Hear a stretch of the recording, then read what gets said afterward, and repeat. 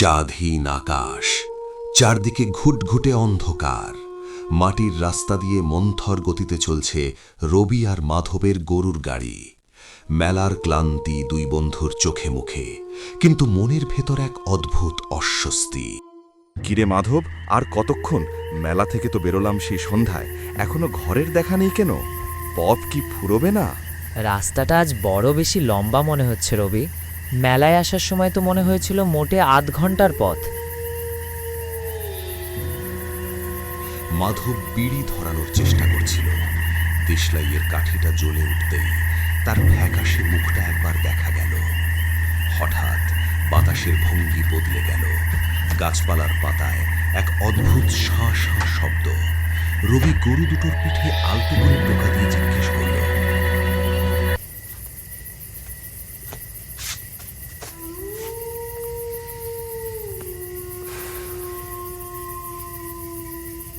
শুনলি ওটা? বনের ভেতর থেকে কেমন যেন কান্নার মতো শব্দ এলো। না, ঠিক কান্না না, যেন কেউ রাগে গর্জন করছে।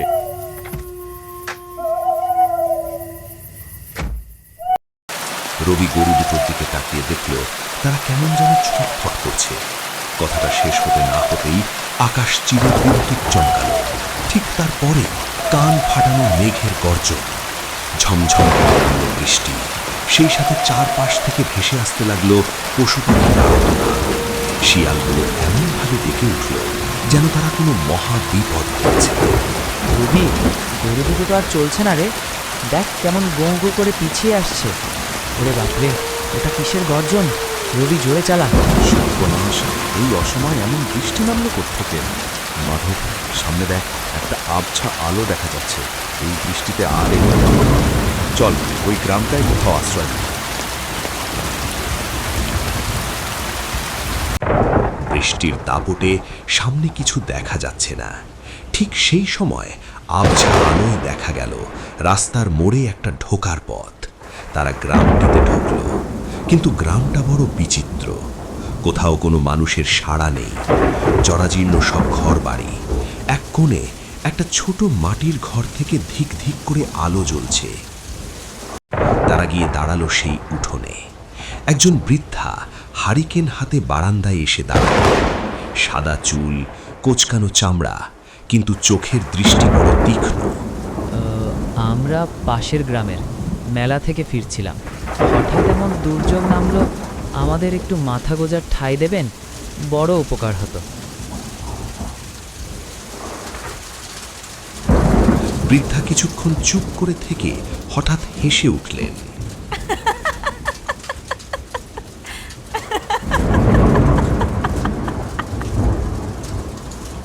এসো বাবা, এসো। এই গ্রাম থেকে তো কেউ ফেরে না সহজে। তোমরা এসেছো, ভালোই হয়েছে।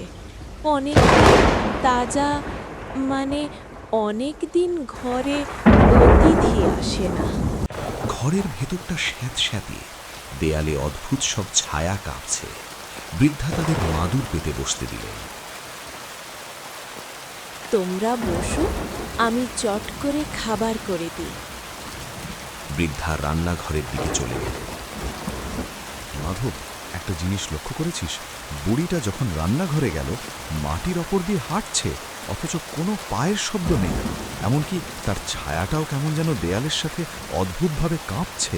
চুপ কর রবি, দোহাই তোর, এসব এখন বলিস না। এমনিতেই বুক ঢিপ ঢিপ করছে। খেয়ে দে, কোনো মতে সকাল হওয়ার অপেক্ষা করি, চল। কিছুক্ষণ পর বৃদ্ধা বড় বড় দুটি থালায় খাবার নিয়ে এলেন। ধোঁয়া ওঠা ভাত আর মাংস। নাও বাবা, পেট ভরে খাও। তোমাদের জন্য নিজের হাতে রান্না করেছি। খেয়ে নাও বাবা, খেয়ে নাও।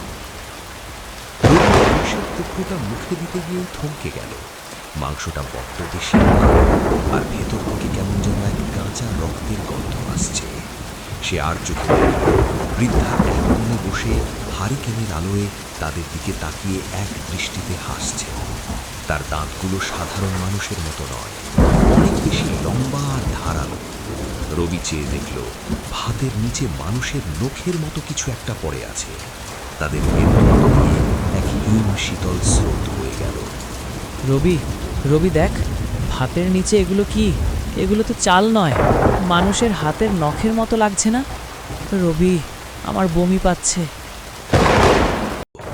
হঠাৎ ঘরের বাইরে থেকে অনেক মানুষের গুঞ্জন শোনা গেল। রবি জানলার ফাঁক দিয়ে বাইরে তাকালো। যা দেখল তাতে তার কলিজা শুকিয়ে গেল। হারিকেন হাতে গ্রামের সব লোক উঠোনে জড়ো হয়েছে, কিন্তু কারো শরীর সম্পূর্ণ নয়। কারো মাথা ঘাড়ের ওপর উল্টো করে বসানো, কারো হাতের জায়গায় শুধু হাড়। বৃদ্ধা এবার খিলখিল করে হেসে উঠলেন। এটাই তোমাদের শেষ খাবার। আমার ছেলেরা বাইরে অপেক্ষা করছে, আজ কেউ ফিরবে না। রবি, আর এক মুহূর্ত না, পালা, এরা মানুষ নয়, এরা সব ভূত। মাধব আর এক মুহূর্ত দেরি করল না। তারা এক লাফে বারান্দা টপকে গরুর গাড়ির দিকে দৌড় দিল। বৃদ্ধা বিকট এক চিৎকার করে তাদের পেছনে, তার শরীরটা যেন বাতাসের উপর দিয়ে ভেসে আসছে।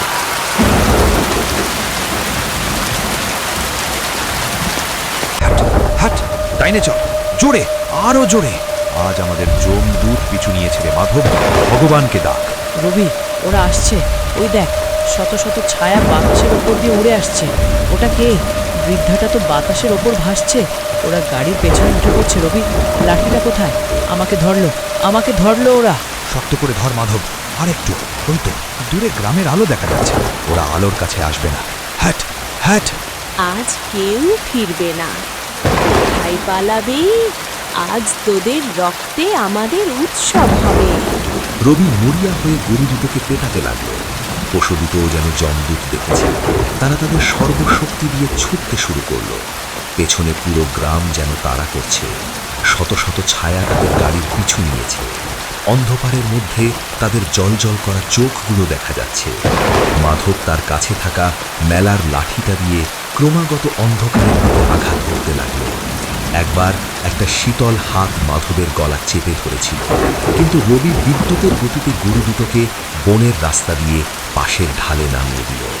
ঝাঁকুনিতে ছায়াটা ছিটকে পড়ল। বৃষ্টি কমছে, কিন্তু আতঙ্ক কমছে না। তারা যখন পাশের গ্রামে পৌঁছল, তখন তারা প্রায় আধমরা। একটা ছোট চায়ের দোকানে আলো জ্বলছিল। গরু দুটো সেখানে গিয়েই হাঁটু ঘেড়ে বসল। দোকানি আর ২-৩ জন লোক তাদের অবস্থা দেখে দৌড়ে এলো। দোকানি কিছুক্ষণ তাদের দিকে তাকিয়ে থেকে দীর্ঘশ্বাস মা ফেলল। গো, বেঁচে ফিরবো ভাবিনি। ওই নিশিগ্রামের বুড়িটা, ওটা কি ডাইনি ছিল? আমাদের প্রায় মেরেই ফেলেছিল। কি হয়েছে বাবা? ডাকাত পড়েছিল নাকি? এমন মরণপণ দৌড় দিচ্ছ কেন? তোমরা নিশিগ্রাম থেকে ফিরছ তো? ওটা কোনো গ্রাম নয় বাবা, ওটা একটা অভিশপ্ত শ্মশান। আজ থেকে ৫০ বছর আগে এক মহামারীতে ওই গ্রামের সব লোক মারা গিয়েছিল, কিন্তু তাদের আত্মা শান্তি পায়নি। কোনো এক ডাইনির অভিশাপে তারা সবাই সেখানেই আটকা পড়ে আছে।